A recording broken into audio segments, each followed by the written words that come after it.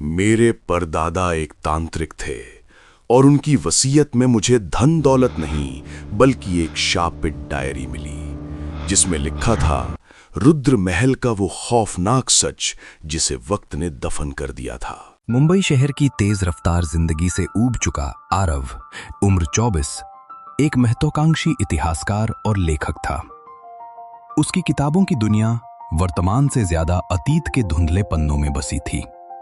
वो हमेशा ऐसी कहानियों की तलाश में रहता था जिन्हें समय ने बुला दिया हो।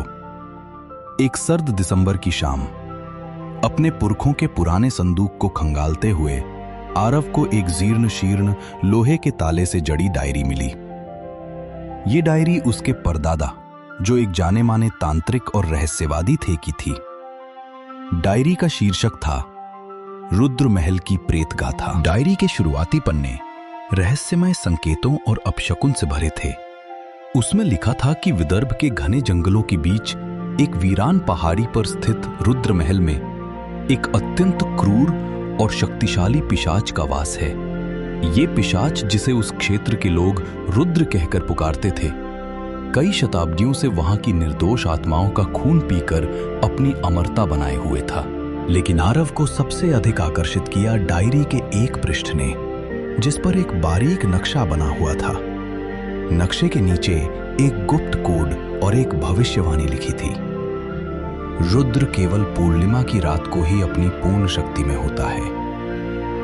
यदि कोई देवदारू वृक्ष की छाया में स्थित कालशिला को उस रात विशेष मंत्रों से स्पर्श कर ले तो उसे महल के तहखाने में छिपा सूर्य रत्न मिल सकता है, जिससे रुद्र की अमरता का चक्र टूट सकता है।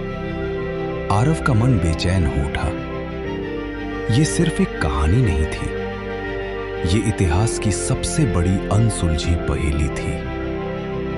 उसका रुद्र महल तक पहुंचने का कारण स्पष्ट था, अपने परदादा की अधूरी खोज को पूरा करना, इतिहास के एक भयानक सच से पर्दा उठाना और सूर्य रत्न को खोजकर उस पिशाच के आतंक को सदा के लिए समाप्त करना। अगली सुबह आरव ने आवश्यक वस्तुएं, एक मजबूत रस्सी, टॉर्च, परदादा की डायरी और एक छोटी सी चाकू लेकर सफर शुरू किया। उसका सफर लंबा था, मुंबई से विदर्भ तक ट्रेन से, फिर एक दूरदराज के गांव तक बस से और अंत में गांव से आगे का रास्ता पैदल तय करना था। गांव के लोगों की आंखें भय और चेतावनी से भरी थीं। एक बूढ़े व्यक्ति ने उसे जंगल में घुसने से पहले रोका। ए नौजवान, वो रास्ता मौत की तरफ जाता है। पूरब में स्थित वह बंगला रुद्र महल सदियों से शापित है। उसकी दीवारों से आज भी चीखें आती हैं, लौट जा। परंतु आरव का संकल्प अब और मजबूत हो चुका था। उसने उन चेतावनियों को अनसुना कर दिया। जैसे ही वह जंगल में घुसा, घने पेड़ों ने सूर्य की रोशनी को निगल लिया। हवा में एक अजीब सी सड़ी हुई और नम गंध थी। रास्ते में जगह जगह टूटी हुई हड्डियां और सूख चुके जंगली फूलों के ढेर पड़े थे, जो किसी पुरानी बलि की याद दिला रहे थे। आरव को महसूस हो रहा था कि कोई अदृश्य शक्ति उसका लगातार पीछा कर रही है, मानो वो शिकार हो और कोई शिकारी चुपचाप घात लगाए बैठा हो। रात घिरने लगी थी। पूर्णिमा का चांद बादलों के पीछे छिपा था, जिसकी हल्की फीकी रोशनी जंगल में एक डरावना माहौल बना रही थी। रात के करीब 10 बजे नक्शे के अंतिम बिंदु पर आरव को जंगल की सीमा पर एक विशाल टूटी फूटी पत्थर की दीवार मिली। उसके ठीक पीछे रुद्रा महल की भयावह आकृति खड़ी थी। ये एक विशाल 3 मंजिला इमारत थी, जिसकी वास्तुकला भव्य लेकिन अब खंडहर हो चुकी थी। महल की टूटी हुई कांच की खिड़कियां ऐसी लग रही थीं जैसे हजारों साल पुरानी अंधेरी आंखें आरव को घूर रही हों। आरव ने लोहे के मुख्य द्वार को धक्का दिया। चरमराती कान फोड़ देने वाली आवाज के साथ दरवाजा खुला। अंदर मुख्य हॉल में कदम रखते ही आरव के रोंगटे खड़े हो गए। हॉल की विशालता दफन हो चुकी महफिलों और मृत्यु की सन्नाटे से भरी थी। जमीन पर मोटी धूल की परत थी, जिस पर किसी बड़े जानवर के पंजों के ताजे निशान थे, इंसानी पैरों के निशान नहीं। उसने टॉर्च चलाई। दीवारों पर लगे पोर्ट्रेट्स के चेहरे नुकीले नाखूनों से खरोंच दिए गए थे। हर जगह एक भयानक चुप्पी थी जो किसी भी पल टूटने का इंतजार कर रही थी। आरव को सबसे पहले काल शिला की खोज करनी थी। डायरी के अनुसार ये शिला महल के पश्चिम कोने में स्थित देवदारू वृक्ष के नीचे थी। वो महल के पिछले हिस्से की ओर बढ़ा, जहां हवा और ठंडी थी और अंधेरा और गहरा। वहां पहुंचकर आरव ने उस शिला को ढूंढ लिया। वो तुरंत डायरी में लिखे मंत्रों को पढ़ने लगा, जिसमें रक्त और बलिदान का जिक्र था। जैसे ही उसने अंतिम शब्द पढ़ा, जमीन हिलने लगी और काल शिला के नीचे से एक संकरा पुराना तहखाना खुल गया। आरव ने रस्सी की मदद से सावधानी से तहखाने में उतरना शुरू किया। हवा में सड़ी हुई मांस और सूखे हुए रक्त की तीव्र गंध थी। टॉर्च की रोशनी में सामने का दृश्य इतना भयानक था कि आरव की सांसें गले में अटक गईं। तहखाना सिर्फ एक कमरा नहीं था, बल्कि एक पुरानी प्रयोगशाला थी। चारों ओर मानव कंकाल, प्राचीन तांत्रिक अनुष्ठानों के उपकरण और एक बड़ा सा संगमरमर का वेदी था, जिस पर पुराने रक्त के धब्बे जमे हुए थे। बीच में एक कांच के बड़े से संदूक में वही सूर्य रत्न रखा था, एक ऐसा पत्थर जो अंधेरे में भी हल्की सुनहरी रोशनी बिखेर रहा था। जैसे ही आरव ने संदूक खोलने के लिए हाथ बढ़ाया, एक धीमी, ठंडी और गहरी हंसी पूरे तहखाने में गूंज उठी। अंतिम शिकार आ ही गया। मैं इंतजार कर रहा था, मेरे परदादा के वंशज। तहखाने के एक अंधेरे कोने से एक आकृति धीरे धीरे बाहर निकली। वो था रुद्र। रुद्र की कदकाठी एक राजा जैसी थी। उसके बाल काले और घने थे। उसकी आंखें दो जलते हुए अंगारों की तरह लाल थीं और उसके होठों पर एक भयानक शातिर मुस्कान थी, जिसमें उसके दो नुकीले दांत स्पष्ट दिख रहे थे।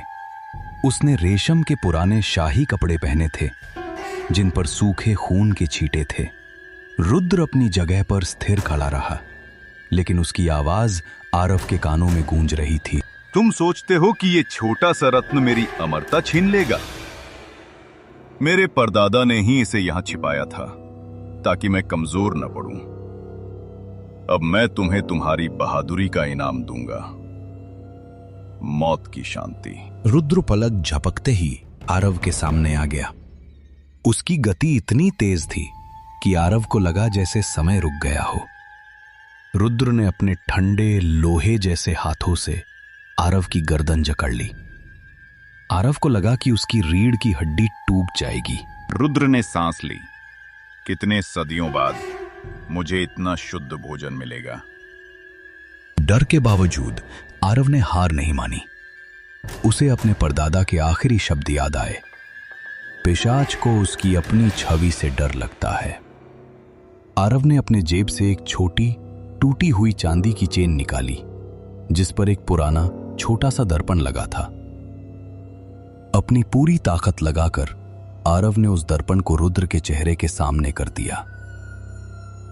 जैसे ही रुद्र की आंखें उस दर्पण में पड़ी, एक भयानक चीख उसके गले से निकली। रुद्र ने दर्पण में अपनी असली विकृत शैतानी छवि देखी। वो दर्द और घृणा से छटपटाने लगा और आरव को छोड़कर पीछे हट गया। आरव को मौका मिल गया। वो झटके से उठा और तहखाने की वेदी के पास रखी एक प्राचीन जंग लगी कुल्हाड़ी उठा ली। रुद्र दर्द से बौखला गया था। उसने दहाड़ते हुए आरव की ओर छलांग लगाई। तुम बच नहीं सकते, रुद्र चिल्लाया। आरव ने अपनी जान की बाजी लगा दी। जैसे ही रुद्र हवा में था, आरव ने अपनी पूरी शक्ति से कुल्हाड़ी रुद्र के सीने की ओर फेंक दी। कुल्हाड़ी रुद्र के सीने में गहरे तक धंस गई। रुद्र जोर से चीखा। उसका शरीर तड़पने लगा और एक ही पल में वो एक भयानक काले धुएं के गुबार में बदल गया। धुआं ऊपर उठा, तेजी से घूमता रहा और फिर एक धमाके के साथ हवा में विलीन हो गया। जहां रुद्र खड़ा था, वहां अब केवल राख का एक ढेर था। रुद्र का आतंक समाप्त हो चुका था। आरव हाँफ रहा था। उसका शरीर जख्मों से भरा था, लेकिन उसके मन को एक गहरी शांति मिली थी। उसने सूर्य रत्न को उठाया। वो चमक रहा था, लेकिन अब उसकी रोशनी थोड़ी धीमी पड़ गई थी। तहखाने से वापस ऊपर आते ही उसे लगा कि महल का माहौल बदल गया है। हवा में से बदबू और ठंडी हवा गायब हो गई थी। चारों ओर की चुप्पी अब मौत की नहीं, बल्कि मुक्ति की थी। बाहर भोर हो रही थी। आरव ने उस शापित महल की दीवारों पर एक आखिरी नजर डाली। वो जानता था कि उसने एक ऐसी कहानी का अंत कर दिया है जिसे इतिहास कभी नहीं लिख पाता। जंगल से बाहर निकलते हुए आरव ने अपने कैमरे से उस महल की एक तस्वीर ली और अपनी डायरी के अंतिम पन्ने पर एक शब्द लिखा, मुक्ति। वो जानता था कि रुद्र महल का अनुभव हमेशा उसकी रूह में एक खौफनाक निशान की तरह रहेगा, लेकिन अब वो एक नई जिंदगी की तरफ बढ़ रहा था। एक ऐसी जिंदगी जहां वो अपनी कहानी को दुनिया तक पहुंचाएगा। परंतु जब वो शहर की ओर बढ़ रहा था, उसने अनजाने में अपनी गर्दन पर एक सूक्ष्म लाल निशान महसूस किया। यह निशान ठीक उसी जगह था जहां पिशाच रुद्र ने उसे जकड़ा था। उस रात उसने एक सपने में एक ठंडी हंसी सुनी जो कहती थी, तुम्हारे रक्त का स्वाद मुझे याद रहेगा, इंतजार करूंगा। आरव को अब पता चला था कि कुछ कहानियां कभी पूरी नहीं होती और कुछ शाप केवल एक शरीर से दूसरे शरीर में स्थानांतरित हो जाते हैं।